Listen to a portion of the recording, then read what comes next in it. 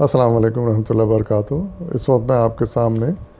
سورہ المائدہ کی آیت نمبر 12 یعنی 12 کا ترجمہ لے کر حاضر ہوں۔ سماعت فرمائیے۔ اعوذ باللہ من الشیطان الرجیم، بسم اللہ الرحمن الرحیم۔ اللہ نے بنی اسرائیل سے پختہ عہد لیا تھا اور ان میں 12 نقیب مقرر کیے تھے اور ان سے کہا تھا کہ میں تمہارے ساتھ ہوں اگر تم نے نماز قائم رکھی، زکوٰۃ دی اور میرے رسولوں کو مانا اور ان کی مدد کی اور اپنے خدا کو اچھا قرض دیتے رہے تو یقین رکھو کہ میں تمہاری برائیاں تم سے زائل کر دوں گا اور تم کو ایسے باغوں میں داخل کروں گا جن کے نیچے نہریں بہتی ہوں گی۔ مگر اس کے بعد جس نے تم میں سے کفر کی روش اختیار کی تو در حقیقت اس نے سوا سبیل کو گم کر دی۔ صدق اللہ العظیم۔ اس آیت میں اللہ تعالیٰ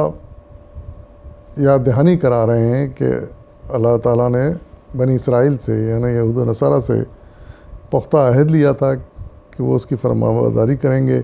اور ان کو 12 گروہوں میں تقسیم کر کے ان کے نگران بھی مقرر کر دیے تھے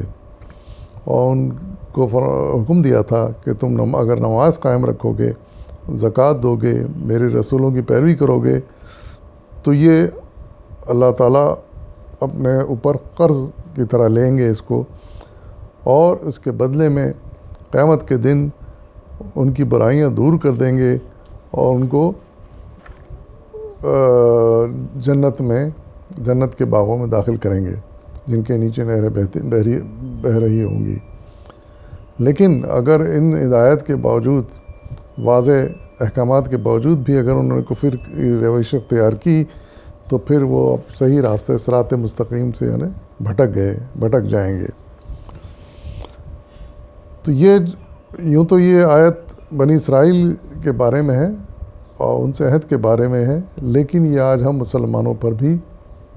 اپلائی ہوتی ہے، ہم پر بھی صادق آتی ہے، اور وہ تمام باتیں جو وہ اس حکم میں کہی گئی تھیں وہ ہم کو بھی کرنی ہیں، اس کی ان تعلیمات پر ہم کو بھی عمل کرنا ہے، اور ان میں نماز قائم رکھنا، زکوٰۃ دینا، رسولوں کو ماننا، یہ وہ تمام کام ہیں جو ان کو بھی کہے گئے تھے اور ہم کو بھی کہے جا رہے ہیں اور کہے گئے ہیں، تو اس لیے ہمیں بھی ان پر عمل کرنا ہے اور یہ سمجھ کے کرنا ہے کہ اللہ تعالیٰ نے اتنی بڑی بات کہی ہے کہ اگر تم ان چیزوں پر عمل کرو گے تو یہ خدا کے اوپر ایک قرض ہوگا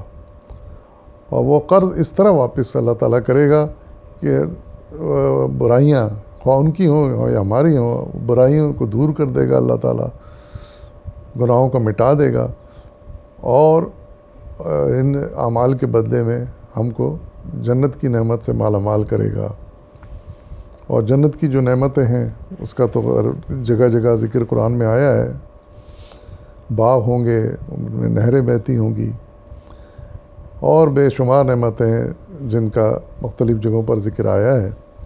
لیکن آخر میں ایک بات تنبیہ کے طور پر یہ بھی کہہ دی گئی کہ ان تمام واضح ہدایت کے باوجود، یہ ان کے لیے بھی تھا اور ہمارے لیے بھی ہے کہ واضح ہدایت کے باوجود اگر ہم کفر کی روش اختیار کریں گے، ان احکامات کی پابندی نہیں کریں گے تو پھر یہ سمجھ لیں کہ صراط مستقیم کو ہم کھو دیں گے، غلط راہ پر ہم چل پڑیں گے اور اس کی پھر سزائیں بھی اللہ تعالیٰ نے اسی قرآن میں فرما دی ہیں۔ تو ہمیں بہت سوچ سمجھ کر زندگی میں عمل کرنا چاہیے اور ان ہدایت کو ہمیشہ پیش نظر رکھنا چاہیے، کیونکہ یہ ہدایت مالک حقیقی کی طرف سے ہیں اور ان پر عمل کرنے میں ہمارے لیے بھلائی ہے اور ان کو نظر انداز کرنے میں ہمارے بھٹکنے کے امکانات ہیں، اور جس کی سزا ہمیں دنیا میں بھی ملے گی اور آخرت میں تو ملے ہی، اور آخرت کا عذاب تو انتہائی سخت عذاب ہوگا۔ اللہ ہم سب کو اس سے محفوظ رکھے۔ صدق اللہ العظیم۔ وآخر دعوانا والحمد للہ رب العالمین۔